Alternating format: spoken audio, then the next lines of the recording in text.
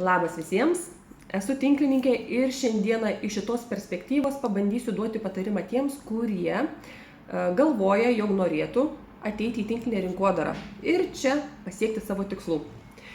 Pirmiausia, ką reikėtų daryti, tai faktas, išsirenkat kompaniją, turi produktas patikti vienareikšmiškai ir tada svarbiausia išsirinkti sponsorių, žmogų, kuris bus jūsų tiesioginis rėmėjas, palaikytojas ir mokytojas.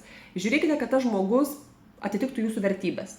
Jeigu jūsų tikslas yra ilgalaikiai perspektyvoje, susikurti didelę komandą, ar ne, turėti didelį verslą, ar ne, susikurti pasyvias pajamas ir taip toliau, tai turite ir rinktis taip pat žmogų, sponsorių, kuris yra tokio pat tikslo. Vadinasi, dirba su viena kompanija, vienoje srityje galbūt ilgą laiką, ar ne, turi daug patirties, turi pasiekimų, ką jisai pats veikia, kaip jisai pozicionuoja, ar jisai tai, ką jūs matote, jums yra, patrauklu, gera žiūrėti, ar ne, tarsi pavyzdys, susižavėjimą kelia ir taip toliau. Tai tokį žmogų jūs rinkitės. Nes būna taip, kad ir mano patirtyje yra buvę, žmonės man rašo, Lina, tu tokia esi veikli, matau, taip dirbi, tu tokia pozityvi ir taip toliau.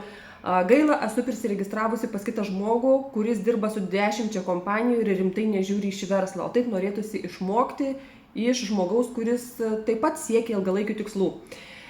Taip, kompanijose negalima perrašinėti žmonių. Vadinasi, jau ten, kur prisiregistravai, kokį turi jau savo rėmėją, jau tokį ir turi, nes pats tai pasirinkai.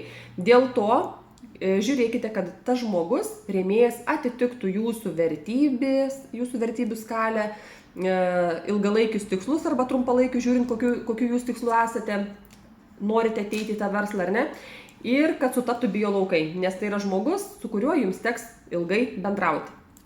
Tai tokie patarimai. Praktiški ir labai svarbus, man atrodo.